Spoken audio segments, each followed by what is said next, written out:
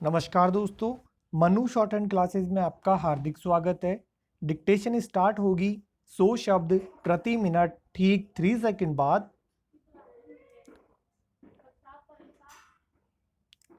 Start. Hindi के मूर्धन्य कवि सोहनलाल द्विवेदी ने जिस महान व्यक्ति का वर्णन करते हुए ऐसा लिखा है, वे कोई और नहीं बल्कि भारत के राष्ट्रपिता मोहनदास करमचंद गांधी हैं। जी हाँ, वही महापुरुष जो महात्मा गांधी के नाम से विश्वविख्यात हैं।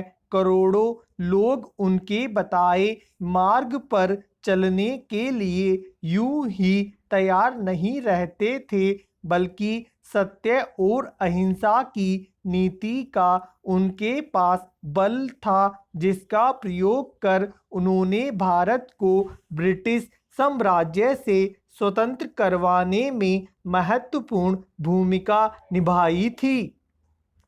महात्मा गांधी का जन्म 2 अक्टूबर 1869 को गुजरात के पोरबंदर नामक स्थान पर एक समृद्ध परिवार में हुआ था। उनके पिता करमचंद गांधी पोरबंदर के दीवान थे। उनकी माता पुतली बाई अत्यंत धार्मिक प्रवृत्ति की महिला थी। घर के धार्मिक परिवेश का प्रभाव मोहनदास पर भी पड़ा और उन्होंने राजनीति में आने के बाद भी धर्म का साथ नहीं छोड़ा।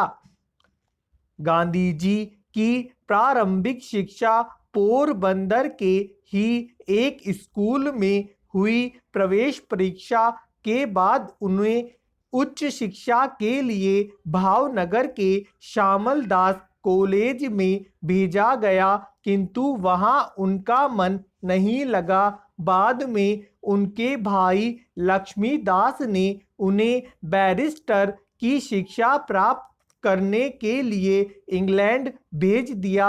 इंग्लैंड जाने से पहले ही मात्र 13 वर्ष की आयु में उनका विवाह कस्तूरबा गांधी से हो गया था।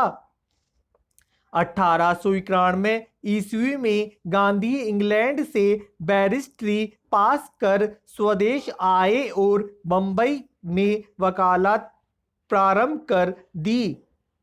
गांधी जी के सामाजिक जीवन का शुभारंभ 1893 ईस्वी में तब हुआ जब उन्हें मुकदमे के सिलसिले में दक्षिण अफ्रीका जाना पड़ा। वहां उन्होंने अंग्रेजों को भारतीयों एवं वहां के मूल निवासियों के साथ बहुत बुरा करते देखा। वहां अंग्रेजों ने कई बार गांधी जी को भी अपमानित किया। उन्होंने अंग्रेजों के अपमान के विरुद्ध मोर्चा संभालते हुए अपने विरोध के लिए सत्याग्रह एवं अहिंसा का रास्ता चुना। वे जब तक दक्षिण अफ्रीका में रहे, वहां बसे हुए भारतीयों एवं अश्वेतों को उनके मानव सुलभ अधिकार दिलाने का प्रयत्न करते रहे। अपने उद्देश्यों की पूर्ति हेतु उन्होंने अफ्रीका प्रवास के दौरान लोगों को शिक्षित करने के लिए अध्यापक के रूप में, गरीबों की सेवा के लिए चिकित्सक के रूप में, कानूनी अधिकार के लिए अधिवक्ता के रूप में एवं जनता को जागरूक करने के लिए पत्रकार के रूप में कार्य किया। अपने जीवन काल में उन्होंने कई पुस्तकों की भी रचना की। माई एक्सपेरिमेंट्स विद ट्रुथ उनकी विश्व प्रसिद्ध आत्मकथा है। दक्षिण अफ्रीका में गांधी जी के द्वारा किए गए कार्यों की ख्याति भारत में भी फैल चुकी है। इसलिए जब वे स्वदेश वापस आए तो उनका गोपाल कृष्ण गोखले एवं बाल गंगाधर तिलक जैसे नेताओं ने भव्य स्वागत किया। भारत में गांधी जी ने जो पहला महत्वपूर्ण कार्य किया वह था बिहार के चंपारण जिले के नीले किसानों को अंग्रेजों से मुक्ति दिलाना। वर्ष 1917 में गांधी जी के सत्याग्रह के फलस्वरूप ही चंपारण के किसानों का शोषण समाप्त हो सका। भारत में अपने उद्देश्यों की पूर्ति के लिए गांधी जी ने गुजरात के अहमदाबाद में एक आश्रम की स्थापना की। इसके बाद अंग्रेज सरकार के विरुद्ध उनका संघर्ष प्रारंभ हुआ और भारतीय राजनीति की बागडोर एक तरह से उनके हाथों में आ गई। वे जानते थे कि सामरिक रूप से संपन्न ब्रिटिश सरकार भारत को मुक्ति लाठी और बंदूक के बल पर नहीं मिल सकती, इसलिए उन्होंने सत्य और अहिंसा की शक्ति का सहारा लिया। अपने पूरे संघर्ष के दौरान उन्हें कई बार जेल भी जाना पड़ा। अंग्रेजों का विरोध करने के लिए वर्ष 1920 में उन्होंने असहयोग आंदोलन प्रारंभ किया। अंग्रेजों ने जब नमक पर कर लगाया तो गांधी जी ने 13 मार्च 1930 को अपनी दांडी यात्रा आरंभ की और 24 दिनों की यात्रा के पश्चात अपने हाथों में दांडी में नमक बनाया। इस तरह उन्होंने सविनय अवज्ञा आंदोलन चलाया। इस बीच वे गांधी इरविन समझौते के लिए इंग्लैंड भी गए, किंतु यह समझौता अंग्रेजों की बदनीयती की वजह से टूट गया। परिणाम स्वरूप यह आंदोलन वर्ष 1934 तक चलता रहा।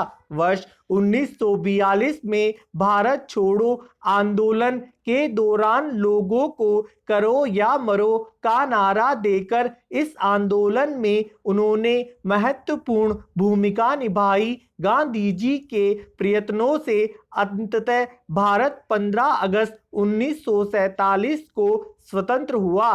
वर्ष 1920 से लेकर 1947 तक भारतीय राष्ट्रीय आंदोलन में गांधी जी की भूमिका के कारण इस युग को गांधी युग की संज्ञा दी गई है। एक राजनेता के अतिरिक्त गांधी जी ने एक समाज सुधारक के रूप में जातिवाद, छुआछूत, नशाखोरी, बहुविवाह, प्रथा प्रथा तथा सांप्रदायिक भेदभाव को समाप्त करने के लिए अनेक कार्य किए। गांधी जी जीवन भर हिंदू मुस्लिम एकता के हिमायती रहे, किंतु आज़ादी मिलने के बाद वे इस एकता को बनाए नहीं रख सके। इसलिए धर्म के नाम पर भारत के विभाजन की बात शुरू हुई तो वे बहुत दुखी हुए। वे नहीं चाहते थे कि विभाजन हो, किंतु परिस्थितियां ऐसी बन गई कि विभाजन को नहीं रोका जा सका। दुख की बात यह है कि गांधी जी को समझने में हिंदू और मुसलमान दोनों से ही भूल हुई। कट्टरवादी मुस्लिमों की प्रतिक्रिया में भारत में भी एक कट्टरवादी हिंदू संगठन पैदा हो गया। पाकिस्तान बनने के बाद भी गांधी जी पाकिस्तान की आर्थिक मदद करना चाहते थे। कट्टरवादी हिंदू संगठनों ने गांधी जी की इस नीति का विरोध किया। 30 जनवरी 1948 को जब वे प्रार्थना सभा में जा रहे थे, तब नाथूराम गोडसे नामक व्यक्ति ने गोली मारकर उनकी निर्मम हत्या कर दी। इस तरह सत्य और अहिंसा के इस महान पुजारी का दुखद अंत हो गया। धन्यवाद दोस्तों, लाइक और शेयर जरूर करें।